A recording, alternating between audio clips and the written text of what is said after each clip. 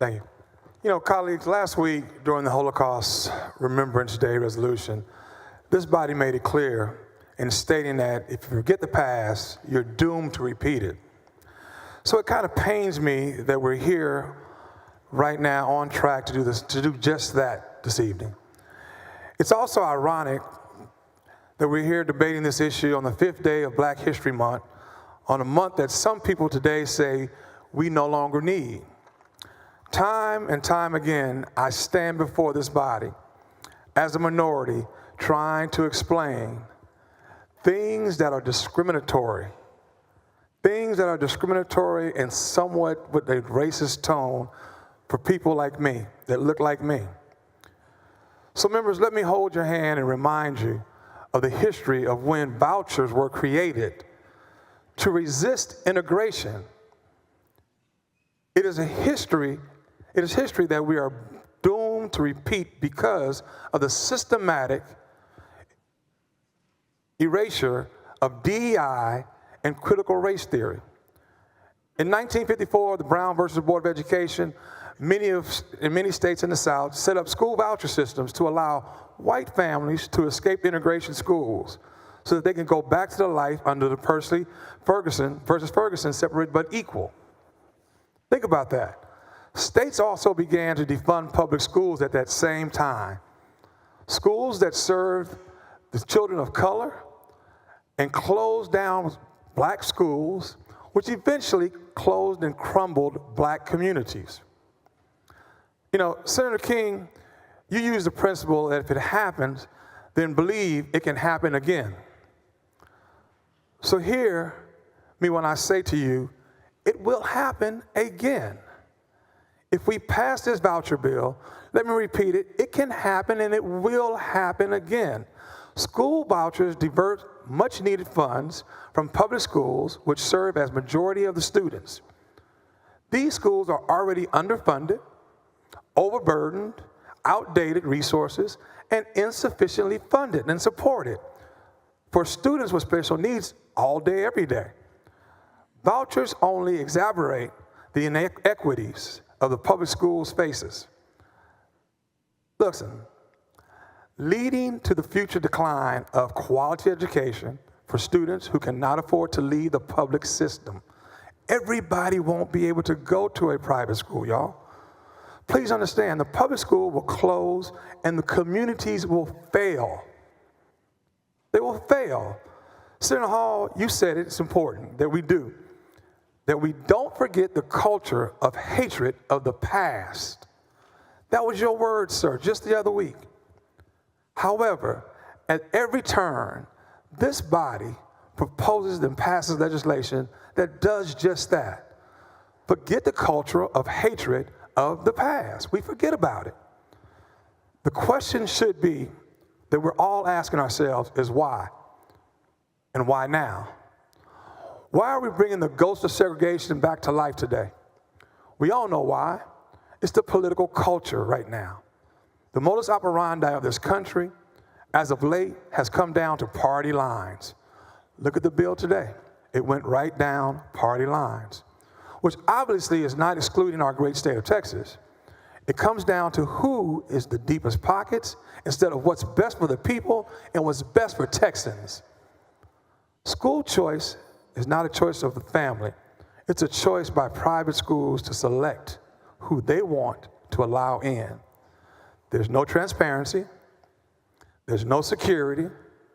There's no accountability. Private schools that accept vouchers are subject to the same level of oversight, are not subject to the same level of accountability as public schools. This means that they don't have to meet the same standards for our teacher certifications, curriculums, students' outcomes. For instance, this body passed the Crown Act last session, which was signed into law by the governor, Governor Abbott, to prevent students from being discriminated against because of their hairstyle or the texture of their hair. By approving vouchers, we will be providing taxpayer funds to institutions that are not required to comply with the protection of these kids that we just worked hard to ensure for all those kids. Also, with public funds going to private institutions, there's little transparency about how effectively those funds are being spent. I hope that by now you have a map that they have passed out to you. The other day, I was looking at this map. This is a map of private schools in Harris County. Senator Betancourt, I want you to stay with me on this one. Is he here? Private schools in Harris County.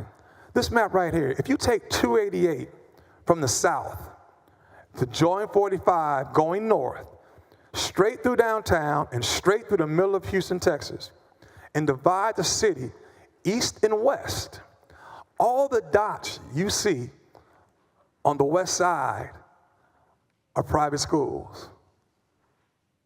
On the west side, which is an affluent white community and white area. The little bitty dots, the few dots that you see on the east side are black and brown communities. Take a look at that. It's pretty clear. It's pretty clear. The west side is historically wealthy and predominantly white. Looking at this map, who do you think is going to benefit from this bill? I think it's pretty easy to see, easy to tell. These are the private schools that exist now in Harris County. Vouchers will widen the gap between the wealthy and the poor, as families with more resources are better able to take advantage of private school options. This can lead to increasingly segregated by race, class, and ability to undermine our efforts to create more equitable educational opportunities for all students. According to the National Education Association, in Arizona, only 5% of the students that took advantage of the state's voucher program came from zip codes where the median income is at least $49,000 a year. The majority of the families that took advantage of the vouchers came from zip codes where the median income was between $81,000 and $178,000. So basically, the same map, different state. Further, in other states that have created voucher systems, the vast majority of recipients were already in private schools and had never attended public schools ever. In Arkansas, 95%, Florida, 69%, Iowa, 80%. Are we starting to see a pattern here? Do y'all start to understand a little pattern? Focusing on family income alone does not quite touch the central problem of this bill. Why are our tax dollars to pay for vouchers? What does it ever even cover? It doesn't even cover the full cost. For private school tuition. The average private school tuition in Houston is $25,000. Where do you expect to get a working class family to making a household income of $35,000 to get the other $15,000? That's why it's not necessarily a low income benefit. It's definitely for a family of three, as up to almost $134,000 a year. It is the only way for legislation proponents to say with a straight face, we're helping low-income families. The taxpayer money that we propose to use to fund these vouchers could go to much further if we focus on all our students rather than the 2% of our school children. The average public education teacher's salary is $57,000. If you divide that by 1 billion, the voucher appropriation by the average teacher salary, you get 17,000 teachers. TEA states that around 9,000 public schools and school campuses in Texas. So for the same amount of money, we could put at least one teacher in every public school in the state right now. Going further, by 2030, this program is expected to cost $4.6 billion. That's billion with a B. And that $4.6 billion, current average salary would equate to 79,000 teachers that we could pay for almost 9 new teachers in every public school in the state of Texas. In some rural communities, that's a full school. 9 teachers? Let me bring it a little local to Harris County. What happens if only one kid in Harris County in HISD district participates in the program, the district will lose more than $15 million per year. That equates to a salary of 234 HISD teachers. HISD has 274 campuses. So that's a loss of almost one teacher at every campus. And I'm willing to bet that instead of the one teacher at every campus, the district will save money by merging schools instead. This could put teachers directly in danger of losing their jobs, y'all.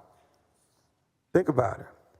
If we pass this legislation, we'll be robbing around 98% of our children's futures in public schools.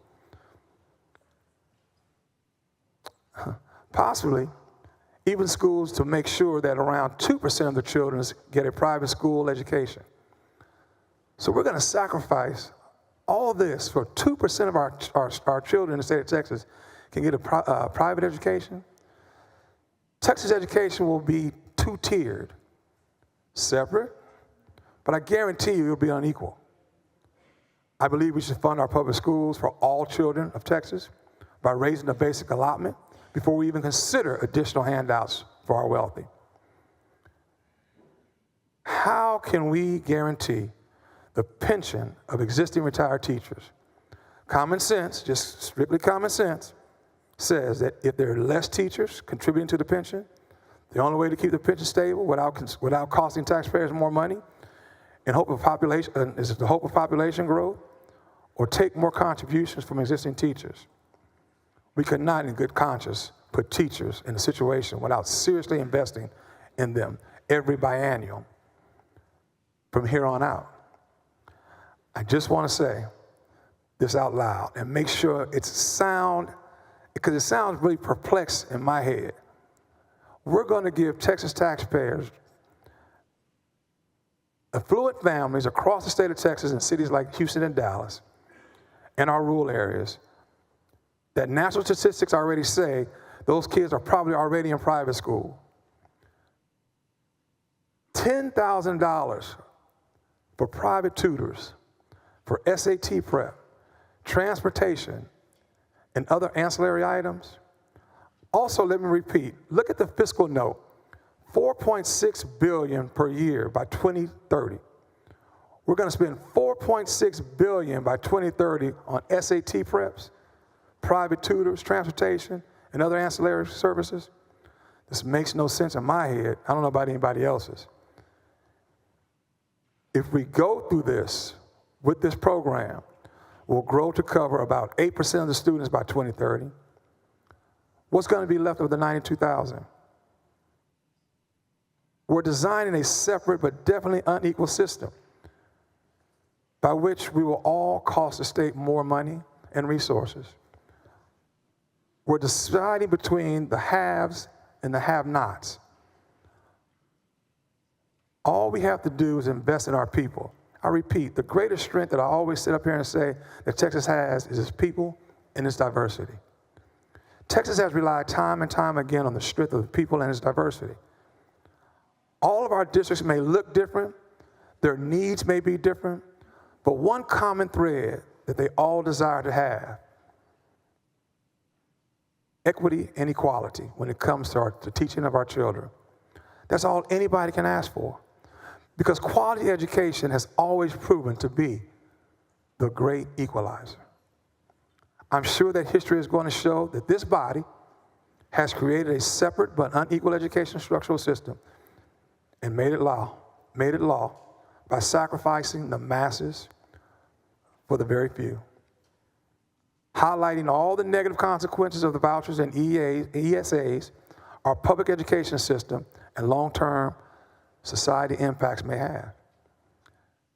Diverting public funds to private schools through vouchers and ESAs undermines the very system that guarantees the right for every child.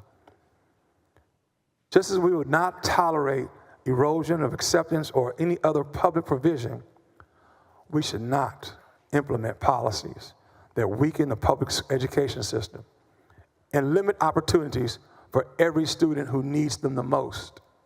The students who need them the most, we're getting ready to limit the opportunities.